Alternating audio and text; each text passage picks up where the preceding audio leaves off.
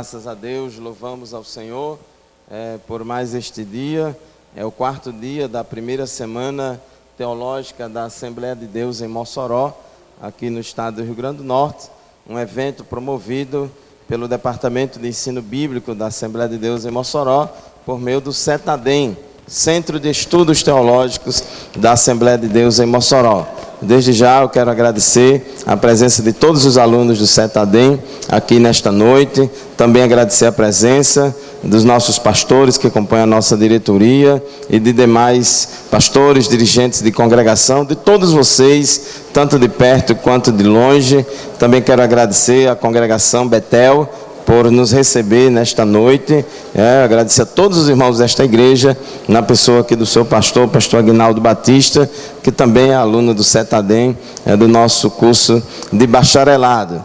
Meus irmãos, este evento foi promovido e esse tema foi proposto porque sentimos a necessidade de estudar mais a respeito deste assunto, uma vez que tem surgido, é um assunto que está em efervescência nos dias atuais, principalmente na internet e nas redes sociais, e muitos equívocos e muitas coisas. Então, a melhor forma da gente se prevenir contra alguma coisa, algum ensinamento equivocado, é estudá-lo, conhecê-lo verdadeiramente, como diz a palavra de Deus. Este evento não tem o objetivo para colocar arminianos e calvinistas num ringue e mandar eles dois se brigar. Não é a rinha de galo aqui não, para estar brigando calvinista e arminiano e ficar nessa polarização. Este não é o objetivo. O objetivo é estudarmos a palavra de Deus, né, e procurarmos entender mais a respeito deste assunto. Então, neste dia, temos a responsabilidade.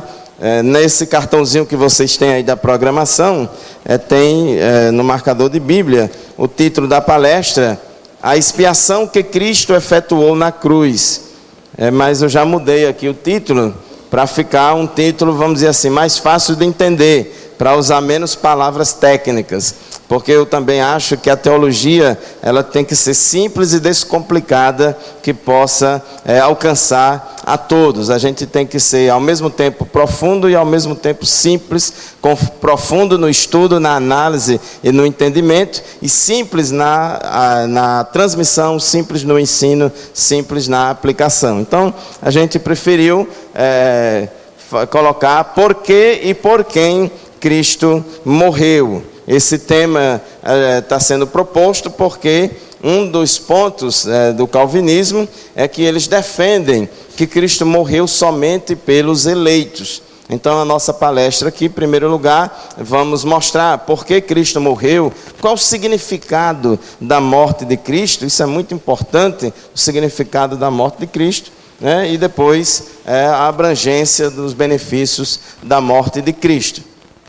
Primeiro, nós vamos falar sobre a realidade e a universalidade do pecado.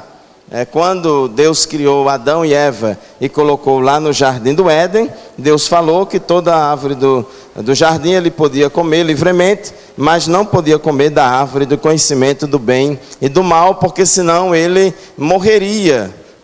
E infelizmente Adão desobedeceu a Deus e ele morreu. Adão morreu não fisicamente, mas morreu espiritualmente. É importante nesses assuntos a gente entender o conceito de morte.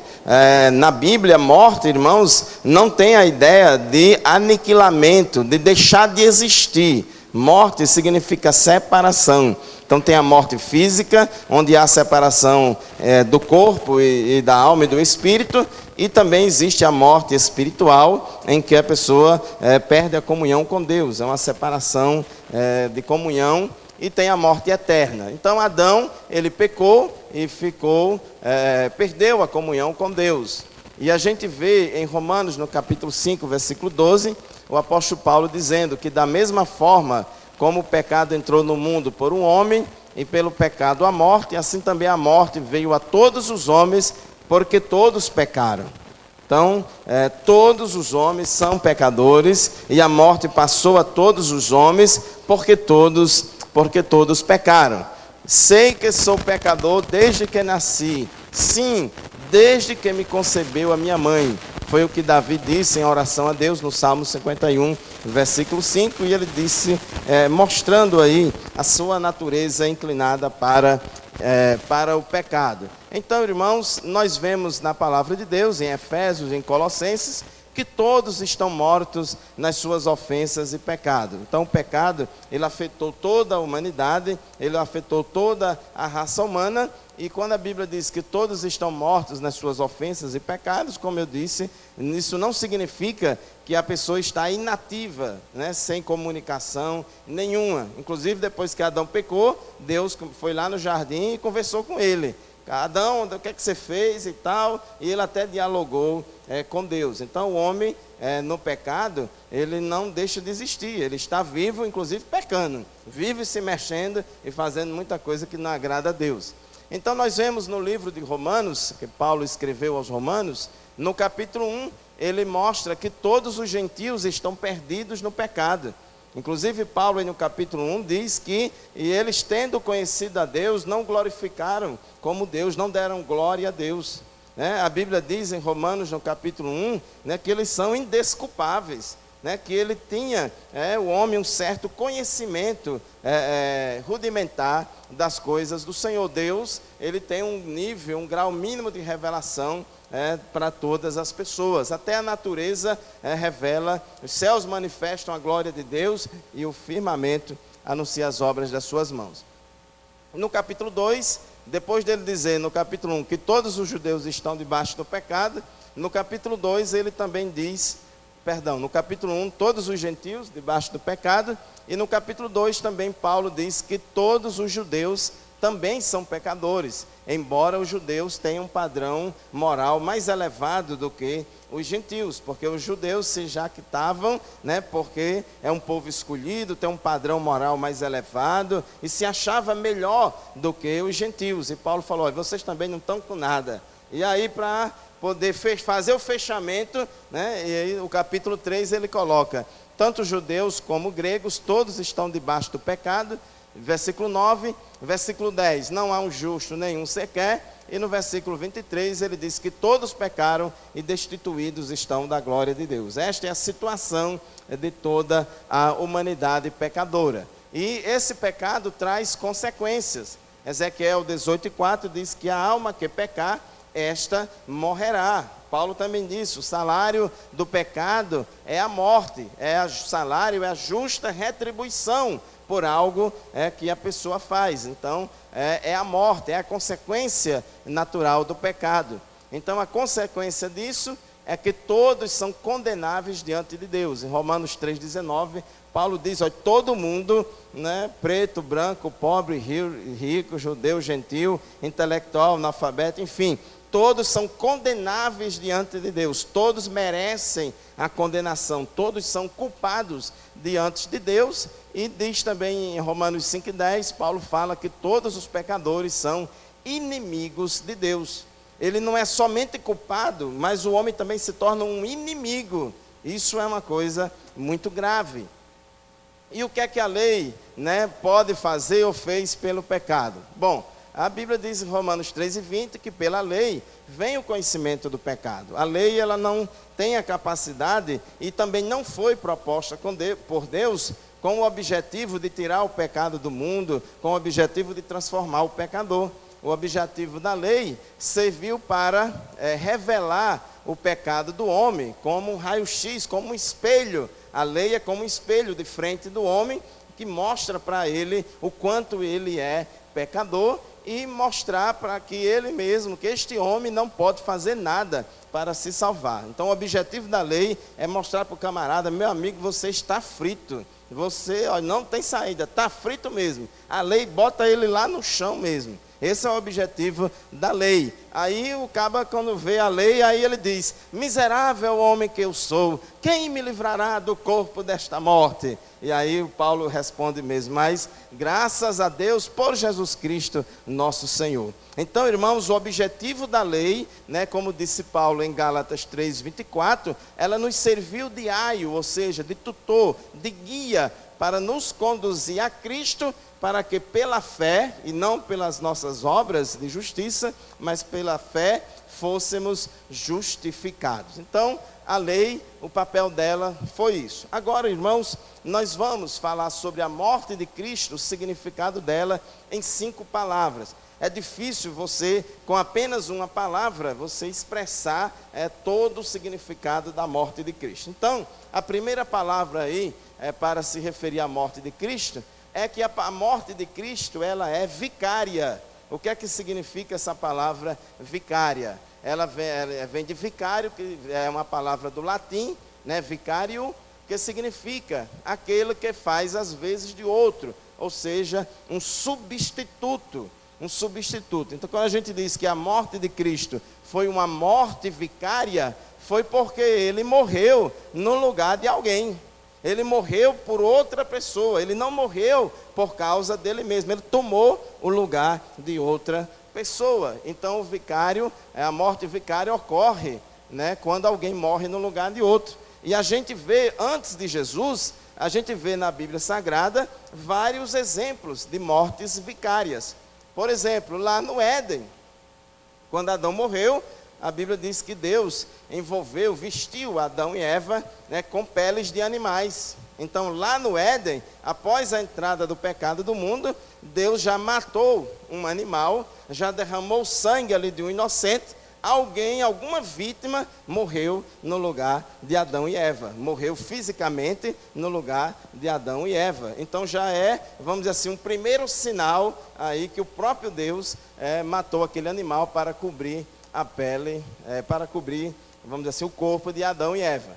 Outro exemplo de morte vicária, lá no sacrifício que Abraão foi oferecer, né, lá o sacrifício de Isaac, no Monte Moriá. Os irmãos sabem de toda a história. Isaac diz: papai, tem a lenha, tem o cutelo, tem todo o material aqui, mas cadê o cordeiro? E Abraão respondeu para Isaac: Deus providenciará para si o cordeiro. É interessante, irmãos, que o cordeiro não seria providenciado por Isaac. O cordeiro não seria providenciado por Abraão, mas Deus ia providenciar o cordeiro, como de fato providenciou, e o cordeiro morreu no lugar de Isaac. Então a morte daquele cordeiro foi uma morte vicária, porque ele morreu no lugar de outro.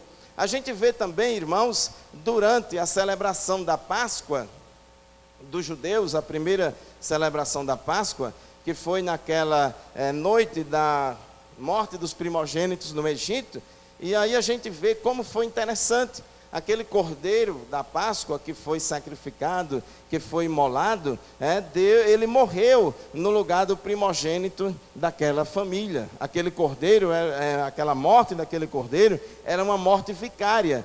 Por quê? Porque ele morreu no lugar do primogênito. Então Deus, irmãos, providenciou, né, o cordeiro pascual, a forma como Deus determinou, né, não foi o homem, mas Deus determinou que cada família pegasse aquele cordeiro de um ano, sem mancha, sem mácula, sem defeito, e fosse sacrificado, e o seu sangue tinha que ser passado nas vergas das portas e nas ombreiras das portas, porque quando o anjo da morte viesse para matar o primogênito, quando ele visse sangue lá, aí ele passava por cima e não matava o primogênito. Então nós vemos aí, irmãos, que este cordeiro, né, que foi sacrificado, os judeus, os israelitas, eles cumpriram a determinação de Deus pela fé. Parece uma coisa assim meio esquisita, mas o que é que tem a ver, né, essa questão desse cordeiro? E a gente vê, irmãos, em Hebreus, no capítulo 11, no versículo 28, que diz,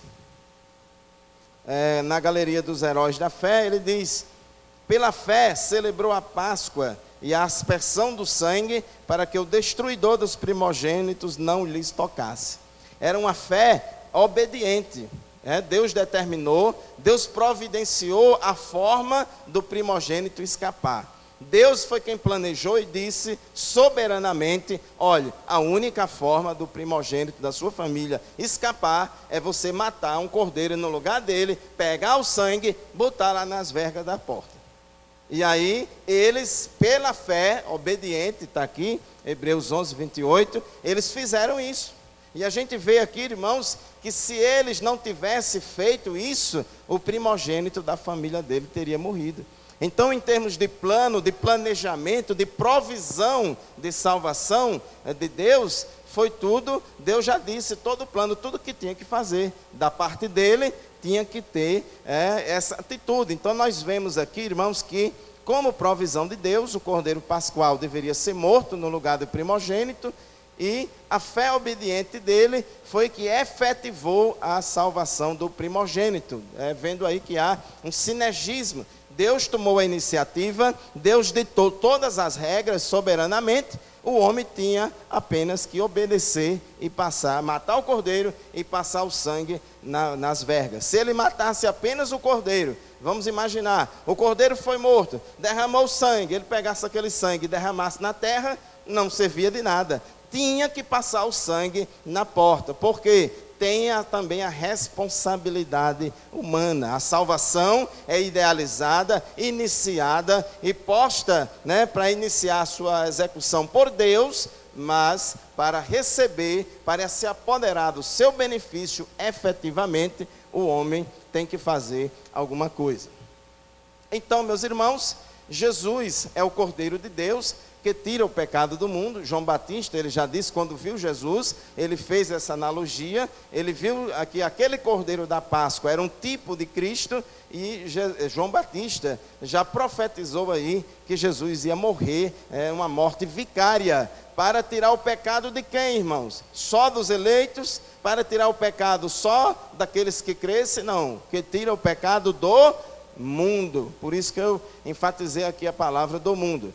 E Paulo disse, porque Cristo, nossa Páscoa, foi sacrificado por nós. Não foi sacrificado por ele, foi por nós, porque foi uma morte vicária.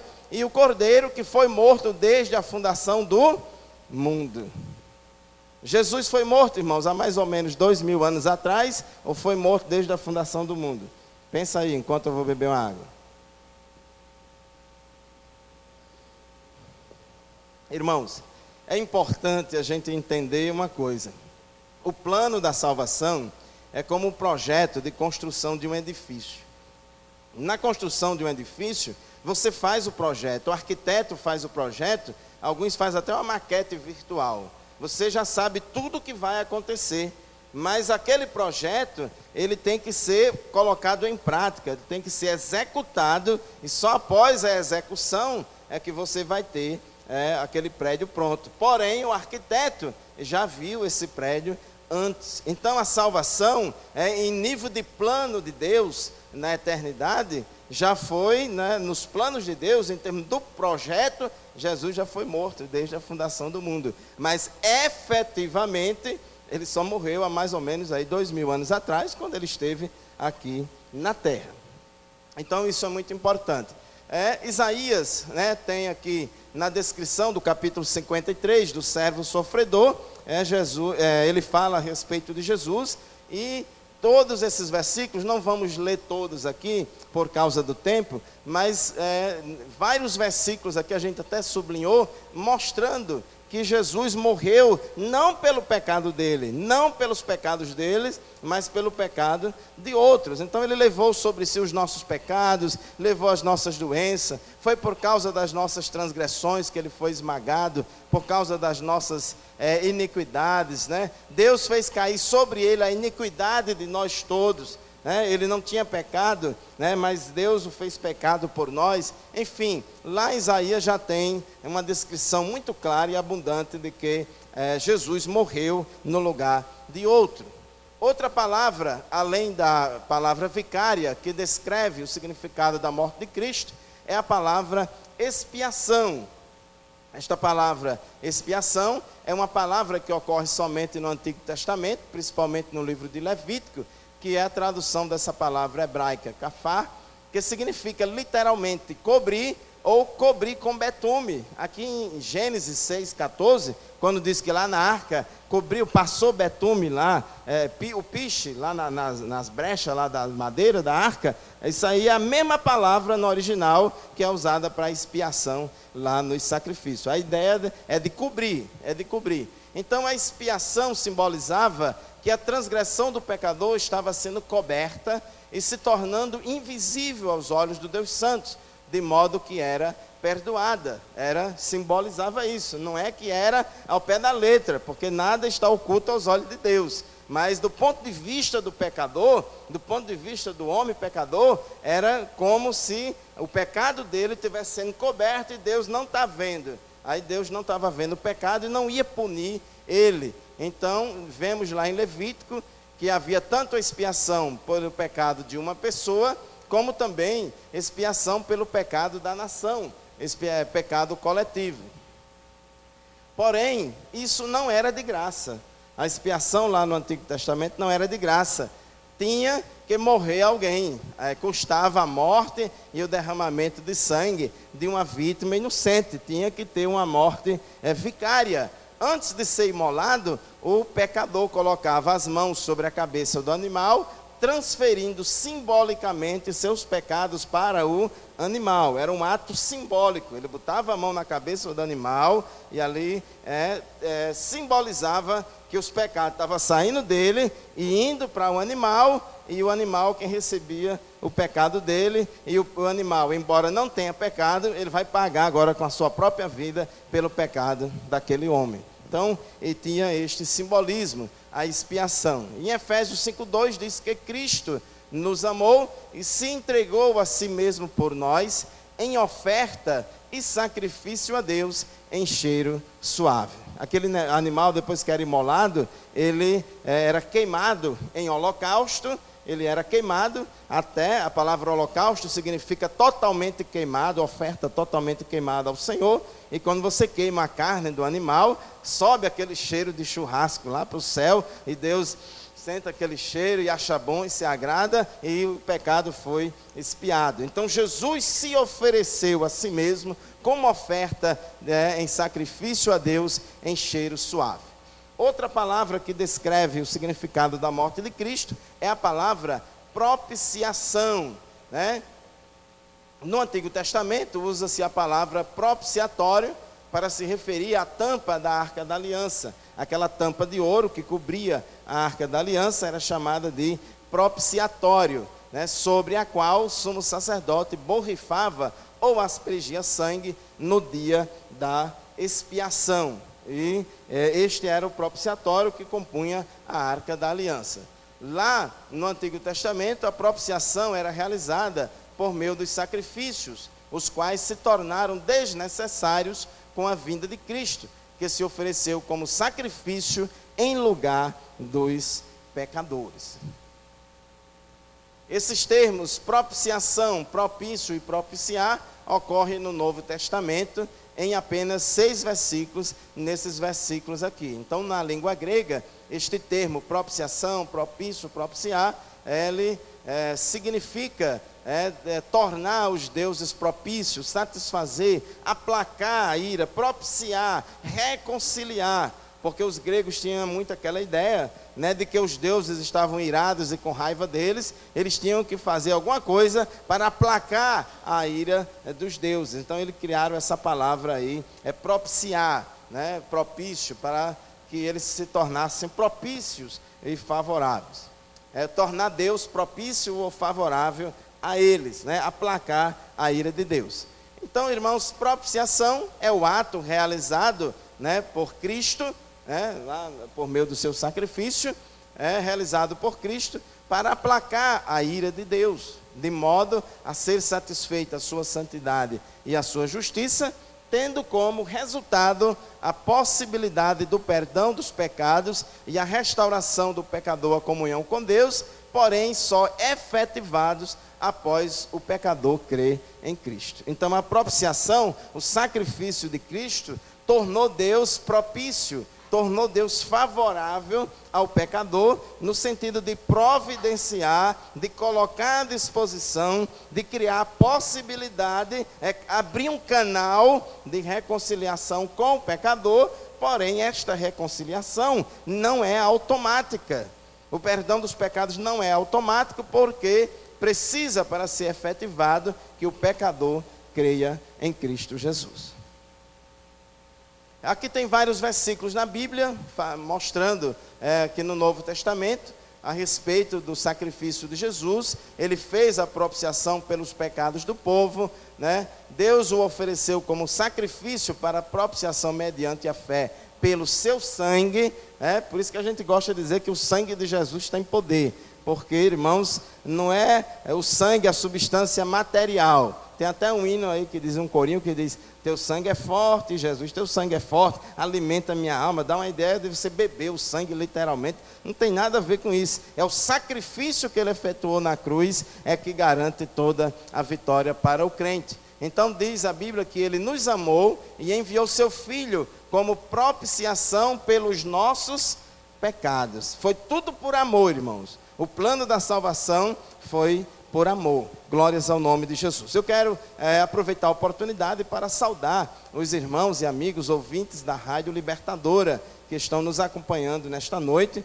Seja abençoado nesta noite com o estudo da Palavra de Deus. Estamos aqui na Congregação da Assembleia de Deus, no Conjunto Santa Delmira, na Congregação Betel, na quarto dia da primeira semana teológica da Assembleia de Mossoró, com a palestra intitulada Por que e por quem Cristo morreu.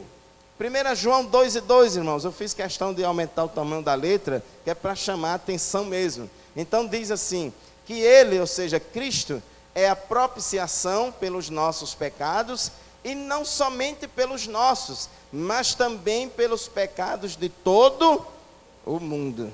Isso é muito significativo, irmãos. É muito claro. Eu não sei como é que uma pessoa crê na expiação limitada defendida pelos calvinistas, porque existem vários, nós vamos mostrar aqui vários textos bíblicos muito claros, que Jesus morreu não somente pela igreja, que Jesus morreu não somente por nós, mas Jesus morreu por todo mundo. Não há aquele predileto escolhido que Jesus morreu só por ele. Jesus morreu por todo mundo. Então, ele diz assim, ele é a propiciação pelos nossos pecados, pelos pecados da igreja, pelos pecados nossos que aceitamos a Cristo, mas também ele é a propiciação pelos pecados de todo o mundo. Outra palavra que descreve bem a questão da morte de Cristo é a palavra reconciliação.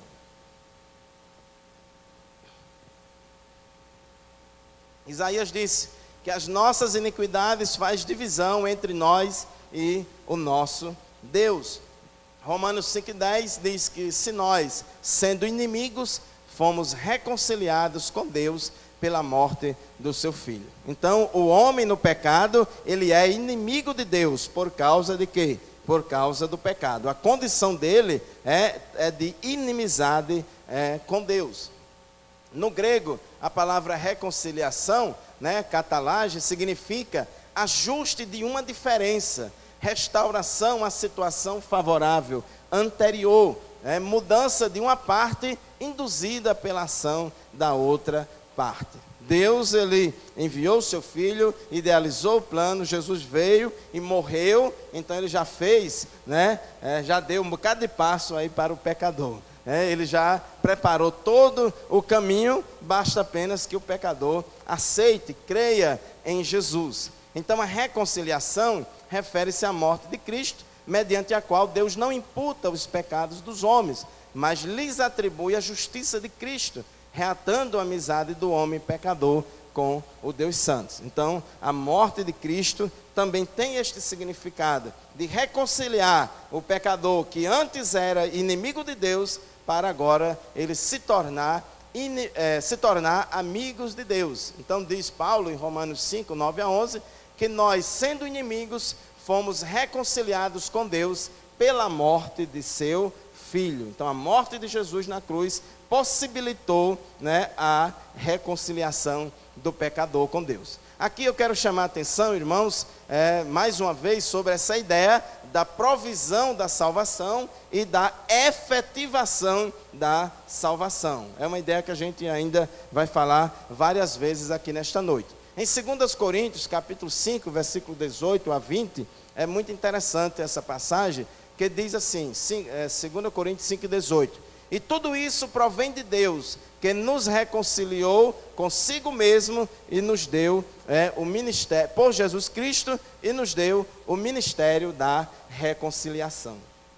Então nós vemos aqui, irmãos, que provém de Deus a salvação, começa em Deus, é um plano dele, é um ato dele, que começa ativamente nele, e ele nos reconciliou consigo mesmo. Então nós vemos aqui a soberania divina em ação, providenciando o meio, providenciando uma forma de oferecer salvação a todos os pecadores. Mas aqui nós também vemos, irmãos, na própria passagem, aqui no versículo 20, na parte B, que Paulo diz: rogamo-vos, pois, da parte de Cristo, que vos reconcilieis com Deus.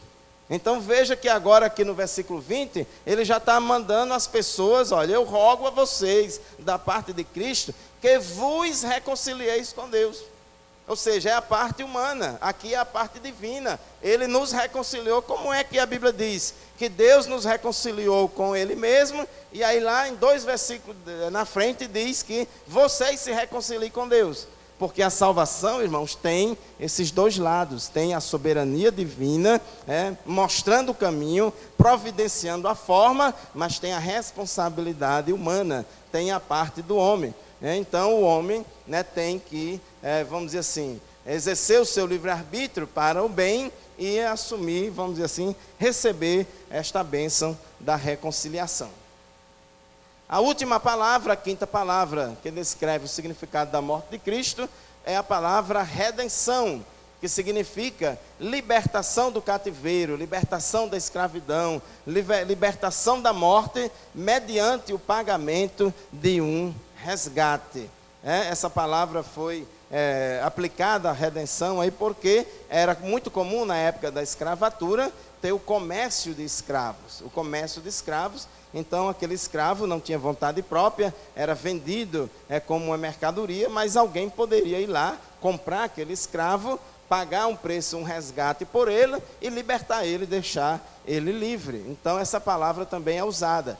O significado deste termo inclui tanto o pagamento de um preço pelo escravo, como também a libertação deste escravo. Não é só comprar o escravo, não é só pagar um preço por ele, mas libertar por ele em liberdade. Então a morte de Cristo na cruz foi o preço que ele, Cristo, pagou, não foi ao diabo, irmãos.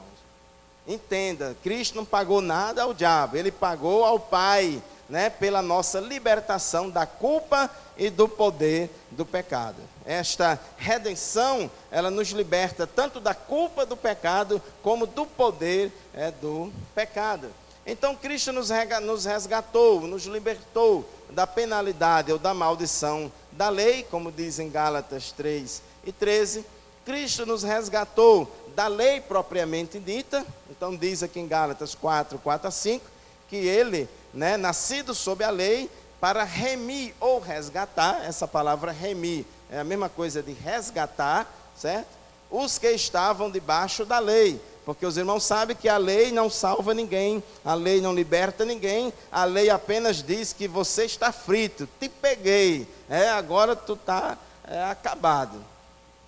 E aí Cristo vem nos resgatar da maldição da lei. Lembra lá o versículo que eu li lá em Romanos capítulo 7, quando Paulo disse, miserável homem que sou, quem me livrará da lei? Aí ele diz, mas graças a Deus por Jesus Cristo. Então Jesus veio nos libertar também da lei propriamente dita. Ele também nos resgatou de toda iniquidade. Ele a si mesmo se deu por nós para nos remir de toda iniquidade, e ele diz, porque o pecado não terá domínio sobre nós. Lá na lei, o sangue daqueles animais, a morte daqueles animais, apenas cobria o pecado, mas não transformava o pecador. Ele não mudava a natureza do pecador. Mas agora, o sacrifício de Jesus, o sangue de Jesus é muito mais poderoso do que aquele sangue daqueles animais. E agora ele nos livra da pena do pecado, mas também ele nos livra do poder sobre o pecado. Por isso que João diz lá que o crente, ele não vive mais na prática do pecado.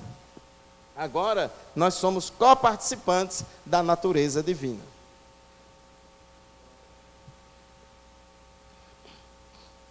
Ele nos resgatou da nossa vã maneira de viver, né? O sacrifício de Jesus, né? Nós temos redenção pelo sangue dele, a remissão das nossas ofensas.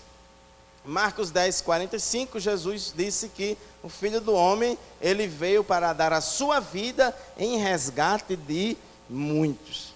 Aqui eu quero chamar a atenção, irmãos, porque a Bíblia usa muitas vezes essa palavra muitos com o significado de todos, de todo mundo.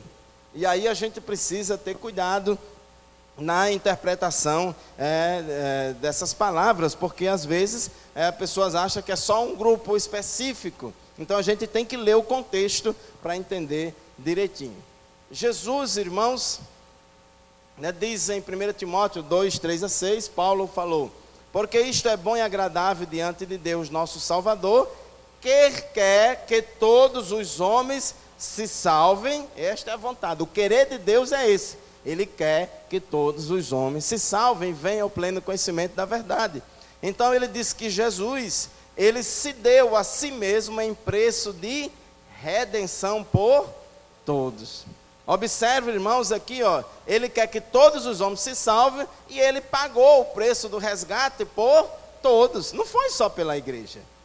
Eu não vejo dificuldade de entender nesse texto que Jesus morreu por todo mundo, que a expiação é ilimitada. Porém, os calvinistas acreditam que Jesus morreu só pelos eleitos, só por um grupinho privilegiado, né, que se considera eleito. Porque ninguém que está lá no mundo, né, ou até alguém na igreja que se considera não eleito, acredita naquilo. É como eu disse ontem lá na Abolição 4. Uma pessoa só defende aborto, só pessoas que já nasceram. Nunca vi um feto defender aborto. O cara já nasceu, aí ele defende o aborto.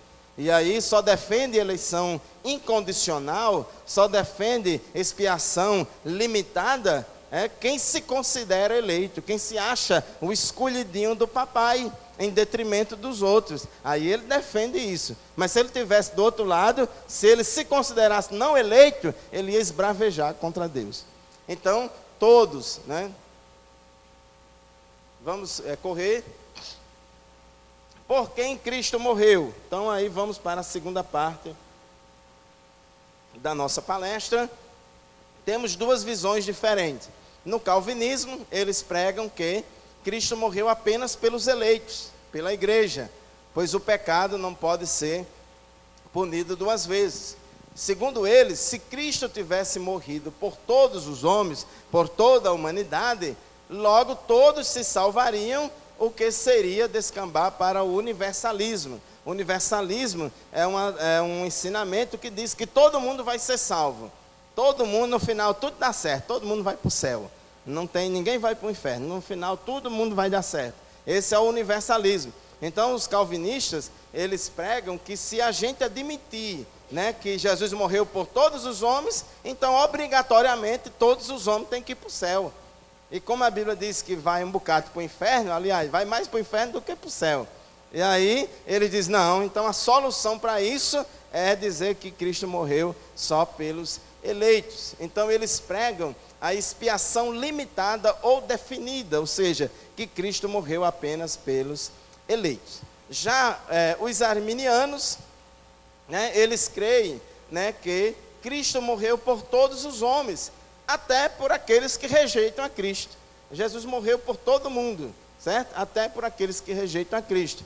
Ou seja, a expiação é universal, né, ou geral, em um sentido provisional, ou seja, que Deus possibilitou, Deus deu a possibilidade, Deus já fez a propiciação, Cristo já fez a propiciação pelos nossos pecados, já pagou a conta a Deus, já satisfez os reclames da santidade e da justiça de Deus. Agora, para a gente tomar posse dessa salvação, a gente precisa crer. É como lá o Cordeiro Pascual, Deus já disse, olha, faça assim, assim, assim. A solução para que o primogênito escape é o Cordeiro Pascual morrer no lugar do primogênito, mas além disso, você ainda tem que passar o sangue nas vergas das portas. Se não passar o sangue na verga da porta, e isso é um ato de fé, como a gente viu em Hebreus 11, 28, então eles não seriam salvos. Então, a expiação é universal ou geral em um sentido provisional, porém especial ou condicional em sua aplicação ao indivíduo. Por quê? Porque precisa crer. É dessa forma que nós cremos, é dessa forma que entendemos e que ensinamos historicamente na Assembleia de Deus. Então, os arminianos creem na expiação ilimitada ou universal, ou seja, Deus morreu por todos os homens, de todos os lugares, de todas as nações. Não tem ninguém na face da terra, que diga que Deus não morreu, que Cristo não morreu por ele. Cristo morreu por todo mundo. E nós também não cremos no universalismo. Embora Jesus tenha morrido por todos os homens, mas a maioria dos homens não vai para o céu. Por quê? Porque a maioria rejeita a Cristo. Então, irmãos, por quem então Cristo morreu? Cristo morreu por quem? Então, ele morreu pelos judeus. O anjo, quando falou para José e Maria, quando foi anunciar, falar a respeito de Jesus, ele disse, Jesus, ele vai salvar o seu povo dos seus pecados. Jesus morreu pelos judeus. Porém, um judeu só vai ser salvo se aceitar Jesus, porque a Bíblia diz que ele veio para o que era seu e os seus não receberam, mas a todos quanto o receberam, deu-lhes o poder de serem feitos filhos de Deus. Um judeu, para ser salvo, ele tem que fazer parte da igreja, ele tem que aceitar a Cristo. A igreja é composta de judeus e gentios, mas ele morreu pelos judeus. Mas o fato de morrer pelos judeus não está garantido já direto a salvação dos judeus, não. Ele criou a possibilidade de todos os judeus serem salvos se aceitar a Cristo. Jesus também morreu pelas suas ovelhas. Ele disse, eu dou a minha vida pelas minhas ovelhas. Nós somos ovelhas de Jesus. Jesus morreu por nós. Ele morreu pelas suas ovelhas. Jesus morreu pela igreja. Paulo diz que Jesus, ele amou a igreja e a si mesmo se entregou por ela. Jesus morreu pela igreja. Glória a Deus por isso. Agora, esse versículo aí não diz de maneira nenhuma que Jesus morreu só pela igreja. Ele não disse que Jesus morreu só pela igreja e por mais ninguém. Ele está dizendo que Jesus morreu pela igreja. É como você ter dois filhos. Eu tenho dois filhos, Daniel e Tiago. Se eu chegar para Daniel e diga assim, Daniel, papai te ama. Ao falar isso para Daniel, eu não estou dizendo que eu odeio Tiago, não. Eu não estou dizendo que eu não amo Tiago, não. Apenas eu disse que eu amo Daniel. Então, quando a Bíblia diz que Cristo morreu pela igreja, isso não significa que ele morreu só pela igreja, não. Mas os calvinistas, eles pegam esses versículos isoladamente para dizer, olha, Jesus morreu só pelos eleitos, está vendo? Ele morreu pela igreja. Isso aí, irmãos, é adulterar, é assassinar a hermenêutica. Ele também morreu por seus amigos, ele morreu por seus amigos. Jesus, ele morreu pelos eleitos. A gente não é contra que Jesus morreu pelos eleitos, não, porque a Bíblia diz, Jesus morreu pelos eleitos. Nós cremos em eleição, nós cremos em predestinação. Eleição é bíblico, predestinação é bíblico, só que o ensino da Bíblia sobre eleição e predestinação não é igual ao ensino dos calvinistas. Os calvinistas ensinam de forma equivocada, contrária à palavra de Deus, mas nós cremos na eleição e na predestinação. Eu sou eleito, eu sou predestinado, conforme a Bíblia ensina e não conforme os calvinistas ensinam. Então, Deus entregou o seu Filho por todos nós, os escolhidos de Deus. Ele morreu também pelos eleitos. Jesus morreu também pelo apóstolo Paulo. Imagine só, irmãos, Paulo falando lá aos Gálatas, em 3:20, ele diz que o qual me amou e se entregou a si mesmo por mim. Aí se os calvinistas gostam de usar Efésios 5:25, que dizendo que Jesus morreu pela igreja, aí morreu só pelos eleitos, aí se ele pegar esse versículo aqui, ele diz, não, Jesus morreu só pelo apóstolo Paulo, eu estou frito, Jesus não morreu por mim não, embora eu me ache um eleito, então Jesus não morreu por mim não. Então a gente precisa, né, ter cuidado. É igual, irmãos, a questão da moeda, cara e coroa, né? Você tem aqui uma moedazinha aqui, tem a cara e tem coroa. Se eu ficar mostrando só um lado aqui, você vai dizer cara. É porque você não viu o outro lado, que também é coroa. Tem os dois lados da verdade. Agora, se você ficar só enfatizando um lado da verdade, se você quiser enxergar só um lado da verdade, vai perder de enxergar o outro. Você não vai ter um entendimento completo do que seja a verdade. Então, ele morreu pelo apóstolo Paulo e ele morreu também pelo mundo inteiro. Olha aí a leitura oficial de hoje.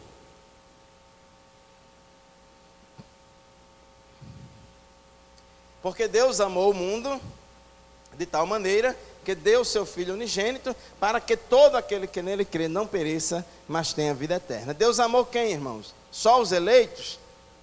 Deus amou não, só os eleitos não. Ele amou todo o mundo. Ele amou todo mundo. E ele diz, ele deu o seu Filho unigênito, sacrifício dele na cruz do Calvário. Para quê, irmãos? Para que todo aquele que nele crê não pereça.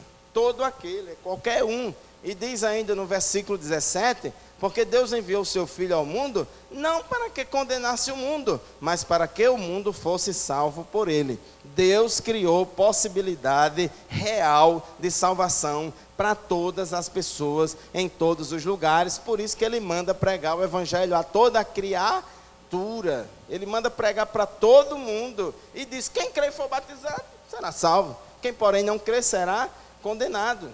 Tá certo? Cristo morreu pelo mundo inteiro. Deus estava em Cristo reconciliando consigo o que, irmãos? O mundo, todas as pessoas, não lhes imputando os seus pecados e pôs em nós a palavra da reconciliação. Como a gente viu há pouco tempo, no versículo seguinte, no versículo 20, aí Paulo diz, né? Rogo-vos, pois, que vos reconcilieis com Deus. Então aqui a parte de Deus e tem a parte humana. João Batista diz, eis o Cordeiro de Deus que tira o pecado do mundo. João 4,42, porque nós mesmos o temos ouvido e sabemos que este é verdadeiramente o Cristo, o Salvador do mundo. Ele é o Salvador do mundo, ele é Salvador de toda a humanidade. João 6,51, eu sou o pão vivo que desceu do céu, se alguém comer desse pão, viverá para sempre. E o pão que eu der é a minha carne, que eu darei pela vida do mundo. Não é só pelos eleitos, é pela vida do mundo. Existem muitos textos claros, né, que mostram que a expiação é ilimitada. Ele morreu por todo mundo e não somente pelos filhinhos de papai do céu. Então, Cristo também morreu por todos os homens. 2 Coríntios 5, 14 e 15. Então Paulo diz, olha, se um morreu por todos, logo todos morreram. Ou seja, Jesus morreu por todos porque todos morreram. Se todos estão debaixo do pecado, Jesus tinha que morrer por todos. Jesus tinha que morrer por todos. E ele morreu por todos. E ele mesmo morreu por todos, né? Então aquele que por eles morreu. Então Jesus morreu por todos. Hebreus 2:9 ele diz que ele provou a morte por todos. Provou a morte por todos. O problema é que os calvinistas dizem que esse todos, não é todas as pessoas, não é toda a humanidade, é todos no sentido de que morreu por brancos, por amarelos, todos os grupos, por judeus e por gentil, e não por todas as pessoas individualmente. Isso aí é querer sair pela tangente, não há nenhuma fundamentação para isso. Tito 2:11, porque a graça de Deus se ha manifestado, trazendo salvação só para os eleitos. É assim, irmãos? Não, trazendo salvação para todos os homens. Eu não sei por que alguém ainda crê que a salvação é só para os eleitos. A graça de Deus, ela é derramada, criando e trazendo a possibilidade de salvação para todos os homens, sem distinção alguma, nem sem exceção nenhuma. Ele morreu por quem? Paulo, irmãos, em Romanos, ele faz várias comparações entre Adão e Cristo, e diz a Bíblia que Cristo é o segundo Adão, e mostra, que Adão trouxe morte, trouxe o pecado e a morte para todos os homens, e que Cristo, vamos dizer assim, na mesma magnitude, trouxe a salvação, a vida. Então diz aqui que todos os homens morreram porque todos pecaram. Ele diz que se muitos morreram por causa da transgressão de um só, olha só, irmãos, a palavra muitos significando toda a humanidade, olha só. Pois se muitos morreram por causa da transgressão de um só, este um só aqui que ele está falando é Adão. O pecado entrou na humanidade por meio de Adão, e o pecado passou a todos os homens. Mas Paulo usa aqui a palavra o quê? Muitos, significando todo. Então, muitos morreram por causa da transgressão de um só, muito mais a graça de Deus, isto é, a dádiva pela graça de um só homem, Jesus Cristo, transbordou para muitos.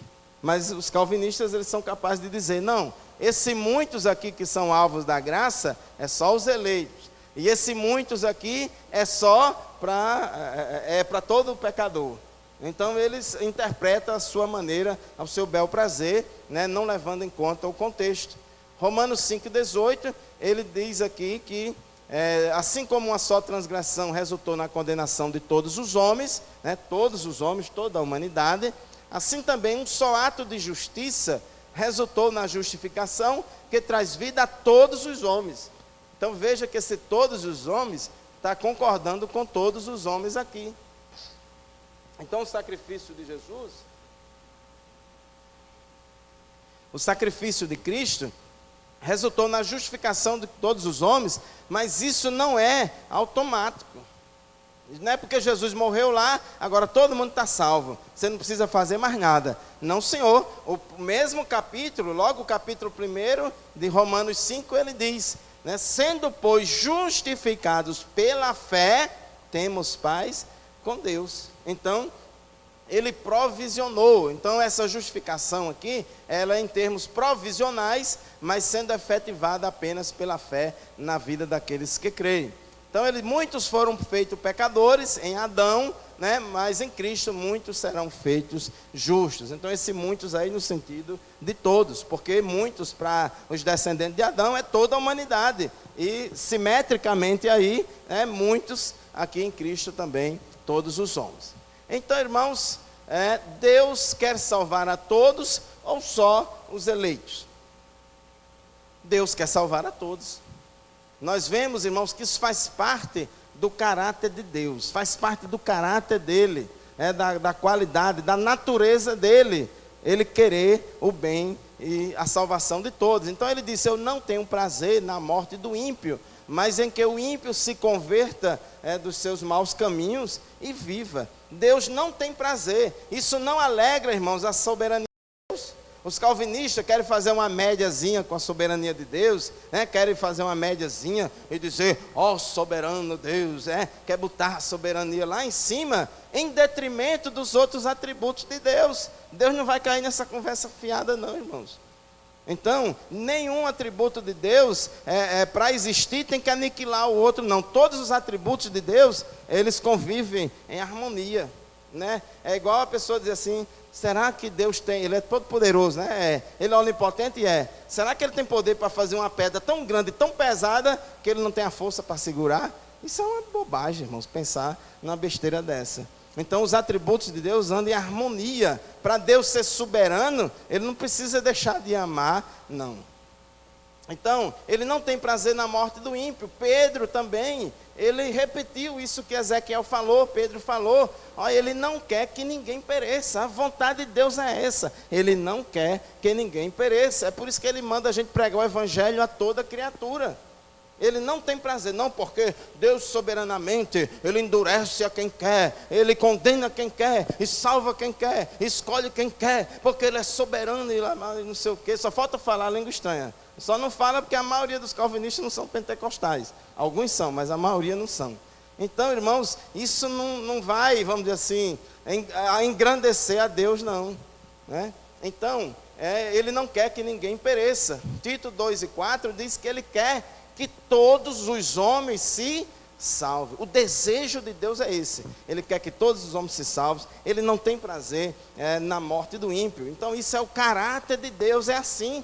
Não adianta você querer pegar um versículo isolado, fora de contexto, e dizer, né, que uns são escolhidos incondicionalmente para o céu e outros escolhidos incondicionalmente para o inferno, e que Deus morreu só pelos filhinhos de papai. Não, pelo amor de Deus.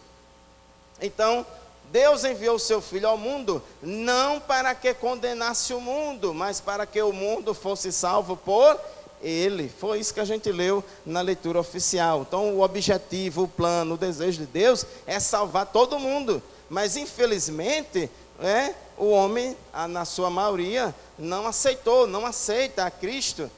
Isso não vai, irmãos, diminuir a soberania e a glória de Deus, não. Deus deu a possibilidade do homem rejeitá-lo. Jesus morreu por todos ou só pelos eleitos? Ele morreu pelos crentes, mas pelos outros também. Ele morreu por nós, crentes, mas também morreu pelos outros. 1 Timóteo 4:10. Ele é o Salvador de todos os homens, especialmente dos que creem. Ele é Salvador de todos, porque a graça de Deus se é manifestada, trazendo salvação a todos os homens. Ele providenciou salvação para todo mundo. Ele criou possibilidade real para salvar todo mundo. E Ele chama todo mundo. A Bíblia diz que agora Ele anuncia em todo lugar a todos os homens que se arrependam. Se a salvação, irmãos, fosse só para os eleitos, se a expiação de Cristo fosse só limitada aos eleitos, não tinha sentido Deus mandar você ir por todo mundo pregar o evangelho a toda criatura. Não tinha sentido você convidar todo mundo, né, para poder ser salvo. Se a expiação fosse limitada, você quando estivesse evangelizando, você não podia nem dizer: meu amigo, eu sei de Jesus, Jesus morreu por você. Mas como que você vai saber? Então, é uma coisa muito séria.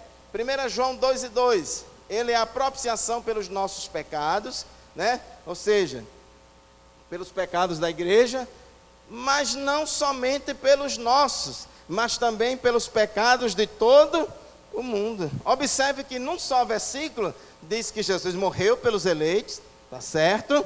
Mas também Jesus morreu pelos outros também. Jesus morreu, né, pelos nossos pecados, mas também pelos pecados de todo o mundo. Está muito claro. Jesus morreu até pelos apóstatas.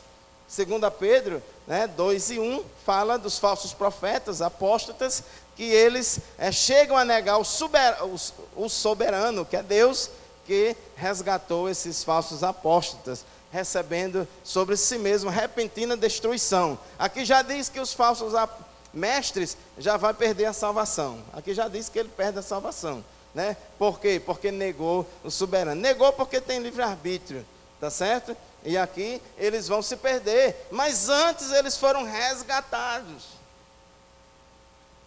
Jesus também morreu por pessoas que perecerão. Quando Paulo fala sobre a comida, a carne lá, ele diz que não destrua seu irmão por quem Cristo morreu. Os irmãos que são fracos na fé, que podem se escandalizar, ele diz: vocês não escandalizem esses irmãos fracos na fé, porque Jesus morreu por ele, senão você pode fazer ele perecer, você pode matar a fé dele, fazer ele se desviar. Então Jesus também morreu, né, por eles. Jesus também morreu. Assim esse irmão fraco, por quem Cristo morreu, é destruído por causa do conhecimento que você tem. Então, irmãos, quem será salvo? Só os que crerem. O carcereiro disse: o que é necessário eu fazer para me salvar? Paulo disse: crê no Senhor Jesus Cristo e serás salvo tu e a tua casa. Então, Paulo não foi falar: bom, para você se salvar, a gente tem que saber se você foi eleito por Deus desde a eternidade, antes de você existir. Se você teve a sorte lá na loteria de Deus, de você ter sido predestinado, você vai. Se não, meu amigo, você pode fazer o que quiser.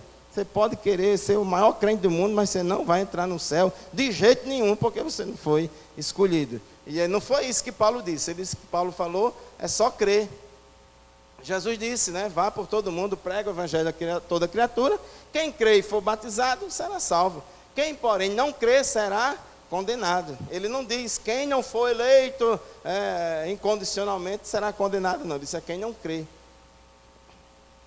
Quem crê nele não é condenado, mas quem não crê já está condenado, porquanto não crê no nome do unigênito Filho de Deus. Então, aquele que não crê no Filho não verá a vida. Então, aqui, irmãos, o ponto crucial aqui é crer ou não crer. É isso que vai levar o homem para o céu ou para o inferno. Então, no projeto de Deus para a salvação, Deus já predestinou lá na eternidade. Quando Ele fez o seu plano, Ele disse, olha, todo mundo que aceitar a Cristo como Salvador e permanecer fiel a Ele, vai para o céu. E todo mundo que rejeitar a Cristo, ou que aceitar e depois abandonar a Cristo, vai para o inferno. Isso aí já está tudo, o plano é esse.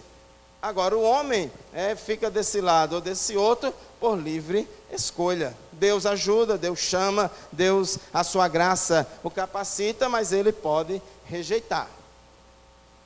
Vamos correr. Então aqui, diz em João 3,16, para que todo aquele que nele crê. Então, concluindo, meus amados irmãos,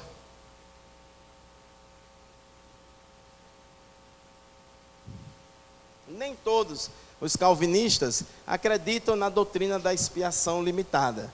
Alguns só acreditam nos 4 pontos, mas não acreditam nesse aí, né?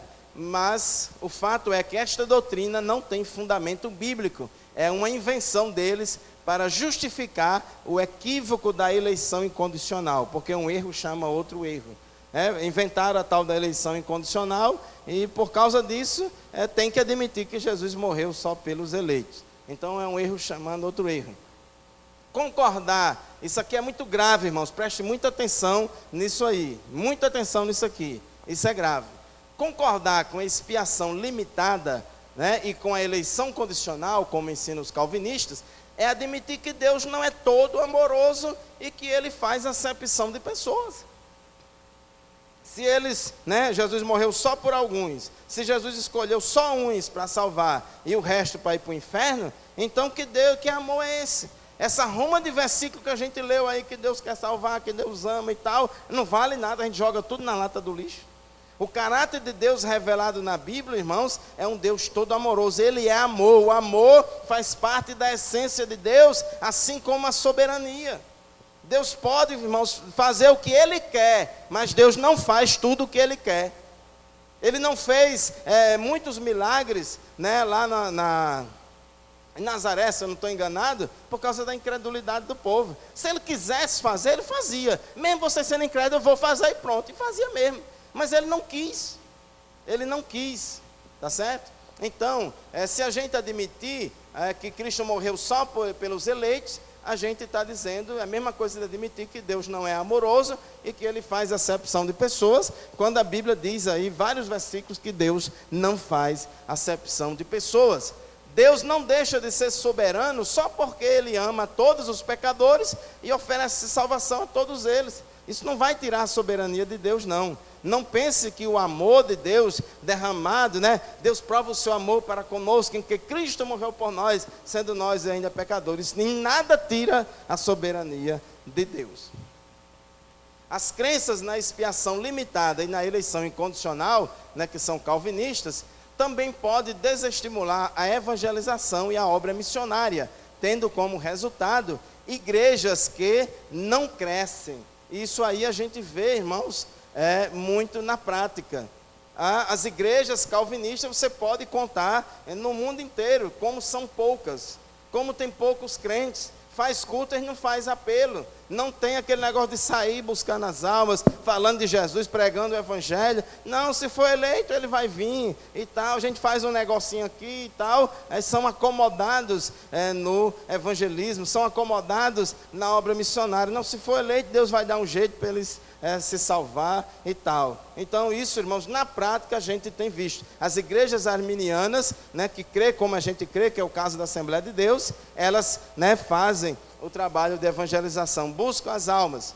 Por acreditarem que o problema do pecado é universal e que a expiação é ilimitada, as igrejas de soteriologia arminiana se envolvem mais com a evangelização e com a obra transcultural. Nós, por exemplo, que a nossa soteriologia é arminiana, nós nos envolvemos, queremos ganhar alma, mandar missionário para tudo quanto é lugar, pregamos o evangelho em tudo quanto é buraco desse mundo, porque a gente crê que a gente orando, Deus vai manifestar sua graça, Deus vai tocar nos corações, a gente pregando o evangelho, a fé vem pelo ouvir a palavra de Deus e tal, a gente crê nisso, e isso na prática a gente comprova. Mas quem fica nessa embromação da expiação limitada, da eleição incondicional, não ganha ninguém para Jesus, não cresce. Por isso que a gente não pode, irmãos, mudar a nossa identidade. Se o calvinismo invadir a Assembleia de Deus, e for todo mundo calvinista, vai perder a identidade. Não há na Bíblia nenhum versículo dizendo que Jesus morreu só pela igreja. Não existe na Bíblia nenhum versículo que Jesus morreu só pela igreja. Ao afirmar que Jesus morreu por mim ou por nós, isso não significa que Jesus morreu só por mim ou só por nós, como a gente já falou. Então, eles fazem muita confusão com essa palavra todos e muitos, na verdade, fazendo uma exegese, que é uma interpretação equivocada e não a exegese. A exegese, o cara já tem uma ideia pré-concebida e vai procurar na Bíblia algum texto que apoia a ideia dele. Ele traz a ideia dele para dentro da Bíblia, quando o correto é a gente extrair da Bíblia o que Deus quer falar para nós.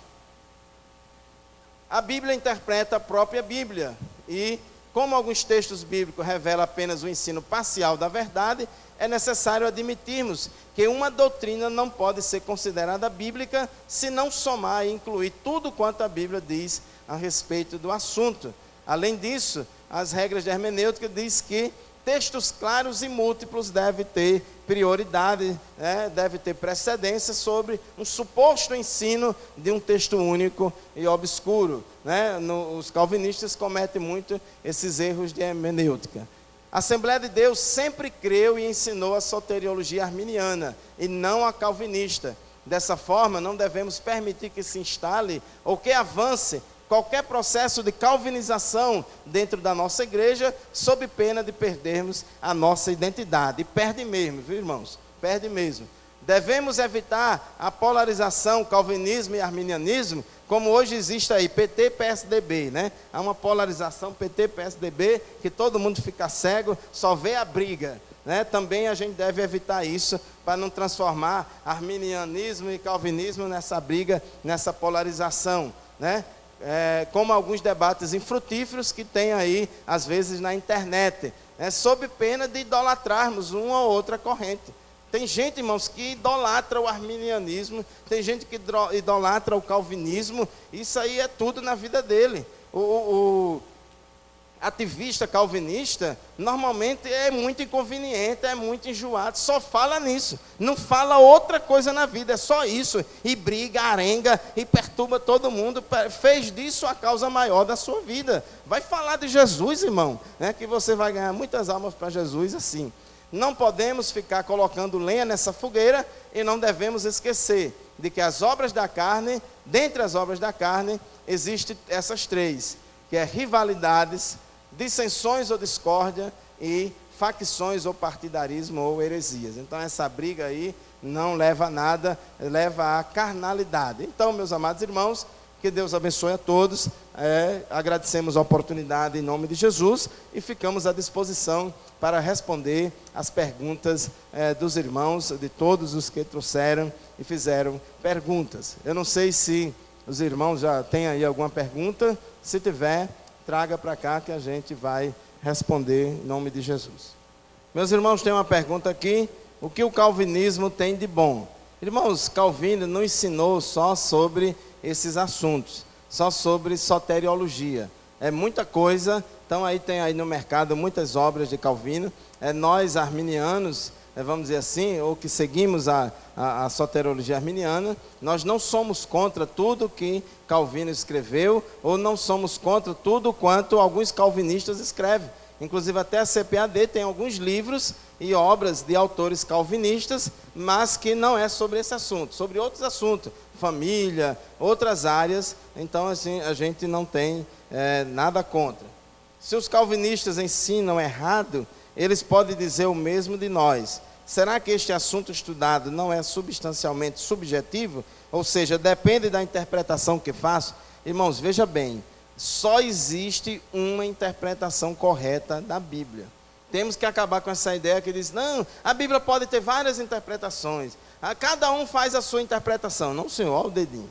A Bíblia só tem uma interpretação correta. Pode ser que em alguns assuntos a Bíblia se cala. Em alguns assuntos a Bíblia não fala. Então, pode até dar margem para algumas conjecturas, mas só existe uma interpretação correta. Então, nós não temos direito de interpretar ao bel prazer a Bíblia Sagrada. Então, nós cremos que a soteriologia calvinista está equivocada, né, em vários pontos que eles ensinam, e cremos que a soteriologia arminiana é a que tem a fundamentação bíblica, e esta é a que nós cremos. No entanto, irmãos, como eu disse, não sou a favor de viver brigando, travando queda de braço, botar numa rinha calvinistas e arminianistas para brigar para quem é que vai anular o outro. Isso aí é carnalidade. Quando Jesus disse que não formou nós que o escolheu, mas que ele nos escolheu, isto não confirma a predestinação? Irmãos, existe na Bíblia tanto eleição quanto existe predestinação. Nós não cremos na eleição determinista. Nós não cremos na eleição incondicional, mas cremos na eleição condicional. A Bíblia diz que ele nos elegeu em Cristo. Nos elegeu em Cristo. Então, antes, em nível de projeto do plano da salvação, Deus estabeleceu. Quem aceitar a Cristo vai para o céu. Quem rejeitar a Cristo vai para o inferno. Então a gente já foi escolhido lá bem antes. Por quê? Porque Deus apenas escolheu um para o céu e outro para o inferno? Não. A escolha de Deus foi com base na sua presciência. A Bíblia diz, o que dantes conheceu, né, também os predestinou. A Bíblia diz, eleitos segundo a presciência de Deus Pai. Então este é o plano e este é o projeto. Se nós não andarmos conforme a palavra, não sereis salvo. Então a salvação é pelo que eu faço ou o que Cristo fez. Irmãos, veja bem, tem a parte de Deus e a parte do homem. Por isso que a Bíblia diz, olha, Paulo diz lá em Romanos, que a justificação pela fé. Você vai ser salvo pela fé. Mas Tiago diz, se você tem a fé verdadeira, você vai manifestar essa fé por meio das obras. As obras testificam da fé. Então não são as obras que salvam. Veja que lá em Efésios 2, 8 a 10 diz, pela graça sois salvos mediante a fé, e isso não vem de vós, isso é a salvação, mas é dom de Deus, não vem das obras para que ninguém se glorie. Então as obras não salvam ninguém. Mas a Bíblia diz que, lá no versículo 10, que Deus preparou as boas obras para as quais, né, para que nós andássemos nelas. Então a Bíblia fala da responsabilidade pessoal, fala da responsabilidade humana, né, da gente se santificar, da gente obedecer a palavra de Deus, de andar nos caminhos do Senhor, e nos adverte em vários textos bíblicos para a gente não relaxar e não abandonar a fé. Porque o calvinismo, irmãos, leva também a relaxamento da santidade. Porque o cara se acha eleito, predestinado, aí ele relaxa na santidade e aí vive em pecado, com um pé na igreja e outro no mundo. E há um problema muito sério, essa salvação não tem segurança nenhuma. Porque no dia que ele tiver um meio virado num traque, aí o diabo diz no ouvido dele, rapaz, tu é salvo mesmo? Não sei, será? Aí pronto, aí ele começa a ficar com dúvida, rapaz, será que é mesmo?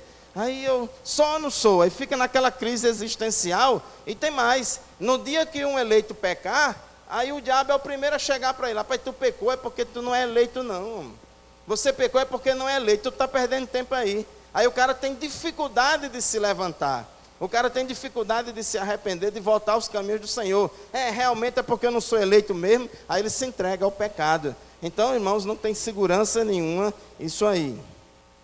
Os judeus serão salvos pela lei ou pela graça? Irmãos, os judeus serão salvos pela graça. É só pela graça de Deus em Cristo Jesus. Pela graça sois salvos mediante a fé. Isto não vem de vós, é dom de Deus. Os judeus, como são descendentes de Abraão e tal, Deus tem um pacto com a nação judia em termos terrenos. Não tem problema se ele quiser guardar o sábado, não tem problema se ele quiser manter as tradições judias, não tem problema nenhum, desde que ele não venha dizer que isso é essencial para a salvação dele. Como cultura, como costume, como cultura, não tem problema. Agora, de querer impor a circuncisão, a guarda do sábado, sacrifício de animal, aí é um retrocesso, é o que Paulo diz em Romanos, em Gálatas. Então os judeus só serão salvos pela graça. Só quem vai para o céu, irmão, é a igreja. E a igreja é composta de judeus e gentios que se converterem a Cristo. Quem crê e for batizado será salvo, e o ladrão da cruz, que não foi batizado, foi salvo? Irmãos, veja que o texto diz: quem crê e for batizado será salvo, quem porém não crê será condenado. Então quem será condenado não é quem não deu tempo de se batizar, não, é quem não creu.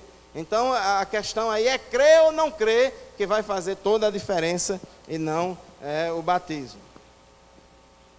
Como explicar a salvação ou condenação de pessoas que não conheceram o Evangelho, como índios e demais pessoas? Irmãos, Deus vai julgar de acordo com o tipo de revelação, de conhecimento elementar que eles tiverem de Deus. Lá em Romanos 1, é muito claro, quando diz aqui dos gentios, de toda a humanidade, que eles tinham conhecido alguma coisa. A Bíblia diz que os céus manifestam a glória de Deus, o firmamento anuncia as obras das suas mãos. Romanos 1:20 diz, porque as suas coisas invisíveis, desde a criação do mundo, tanto o seu eterno poder como a sua divindade, se entende claramente, se vê pelas coisas que estão criadas, para que eles fiquem inexcusáveis ou indesculpáveis. Então ele tem um mínimo, Deus vai julgar eles de acordo com o grau de revelação que Deus se revelou a ele. Agora, tem muitos índios e muitos povos primitivos que Deus se revelou de alguma forma, porque todo homem, irmãos, tem um espírito que tem sede de Deus. Agora, de alguma forma Deus se revelou. O problema é que eles vão adorar a água, o sol, a lua, as estrelas, o rio, o fogo, não sei o que. Aí está virando idólatra, como diz aqui. Diz assim: porque tendo conhecido a Deus. Veja que o homem depravado, o homem no pecado, ele tem um certo conhecimento de Deus. Inclusive diz, para que eles fiquem indesculpáveis. Então Deus vai julgar de acordo com esse nível de revelação. Louvar a Deus por mais esta noite, por esta palestra indiscutivelmente significativa e de interesse geral da igreja, assim como tem sido todas as noites. Acredito perfeitamente no valor dos nossos irmãos, da nossa igreja aqui em Mossoró, dos nossos professores. Quero pedir à igreja que tenham essa conscientização de aprenderem a valorizar aquilo que nós temos. Lógico, com isso não quer dizer que nós vamos rejeitar e deixar de convidar alguém para nos ajudar, em absoluto. Porém, não podemos deixar de zelar e de apoiar a nossa igreja, os nossos professores, os nossos ensinadores, e que eles se esforçam, pesquisam, se dedicam, e Deus tem abençoado muito. O CETADEM tem sido um instrumento de uma valorização importante, que talvez nós ainda não tenhamos dado o devido valor que ele tem e que ele merece. E que é preciso ter esse reconhecimento. Eu agradeço a Deus pelos dirigentes de igreja, de congregações, os coordenadores que estão sendo alunos do CETADEM. Uma prova do que está valorizando o que tem. Amanhã ou depois, se nós tivermos uma universidade teológica, amém. Porém, não significa que aquilo que nós temos, nós vamos menosprezar, nós vamos deixar de valorizar. Não, senhor. E outra é que a gente diz isso com satisfação, não é com orgulho. Não está, o nível dele não está aquém de nenhuma outra escola em lugares maiores e de maior destaque. Então, o nosso povo está aprendendo correto, está aprendendo certo, está aprendendo bem dentro da nossa linha de crença, ao ponto de chegar a termos uma semana como essa de discussões proveitosas para o nosso bem. Evidentemente que nós não vamos deixar isso nos envaidecer. Aí não, aí isso gera prejuízo. Se formos nos envaidecer por isso, aí teremos prejuízo, de um modo geral. Agora, de reconhecer, de apoiar e de incentivar, é muito importante. Parabéns a todos. Eu tenho certeza que muito em breve, os nossos alunos que hoje estão cursando o bacharelado, serão os nossos futuros professores que vão dando mais sustentabilidade e mais confiabilidade no nosso curso do CETADEM. E, evidentemente, crescendo, devemos crescer cada vez mais e melhor. Hoje a procura é boa, mas ela será muito maior. E eu louvo a Deus por isso. Parabéns, pastor Fábio, pela sua palestra, pela sua segurança. Oremos uns pelos outros, oramos pelo trabalho de um modo geral. Senhor nosso Deus, Pai Santo bom, louvado e engrandecido é o teu nome. Obrigado, Senhor, por essa oportunidade, por esse momento tão especial, de que temos estado aqui, Senhor, participando. Muito obrigado, abençoa a continuação, amanhã lá no Planalto. Ó Deus, que possam todos, aqueles que tiveram o privilégio e a oportunidade de ali chegar, ser alcançado com mais um assunto de tão grande importância para a tua igreja. Ajuda todos nós a seguir dentro do teu plano e a tua vontade. Eu peço tudo isso no nome de Jesus.